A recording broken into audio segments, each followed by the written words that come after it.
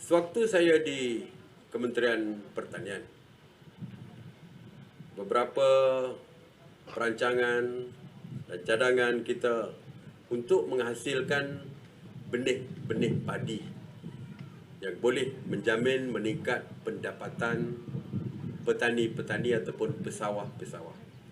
Saya baru bincang dengan Datuk Dr. Adham supaya melihat kepada dua jenis benih padi. Yang pertama adalah padi yang tahan apabila ditenggelami air untuk beberapa ketika. Di beberapa negara seperti di Filipina, di India, mereka mempunyai benih padi yang tahan apabila ditenggelami air. Kita sebagai sebuah negara yang tak tentu bila berlaku banjir ketika ini. Kadang-kadang waktu padi sedang meranum, tiba-tiba ditenggelami air dan akhirnya padi musnah.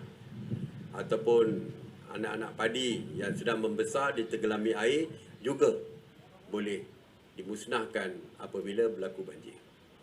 Jadi saya minta kepada MOSTI supaya melihat perkara ini, iaitu berlaku banjir sekalipun, tanaman padi oleh pesawah tidak akan rosak akibat daripada ditenggelami air untuk beberapa ketika.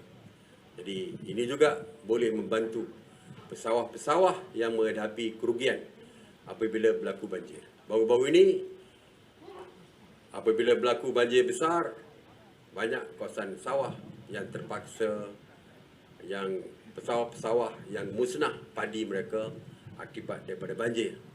Dan alhamdulillah kerajaan mengeluarkan bantuan yang besar untuk membantu pesawah-pesawah dan juga petani-petani yang menghadapi bencana.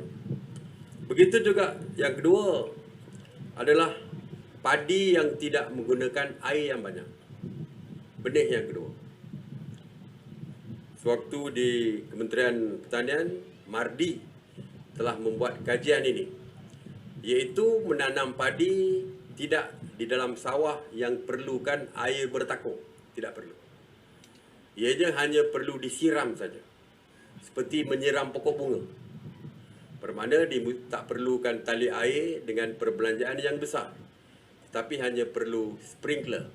Kalau kita tengok tanaman-tanaman lain, sayur dan sebagainya, ada sprinkler, water sprinkler tu hanya menggunakan yang itu saja. Padi ini telah pun kajian telah dilaksanakan dan ujian untuk padi ini telah pun dijalankan. Dan saya pernah melancarkan di Pulau Pinang. Padi tanpa menggunakan air yang banyak ini. Cuma ketika itu dari segi yield dia, dari segi hasil dia adalah agak rendah, iaitu 3 hingga 4 tan sahaja. Jadi apa yang kita perlu adalah kalau boleh MOSTI bersama-sama dengan MARDI untuk membuat kajian supaya tidak lagi hasilnya terlalu rendah tetapi dapat ditingkatkan. Jika dapat ditingkatkan, tiada penggunaan air yang banyak, tentu saja kos juga akan rendah.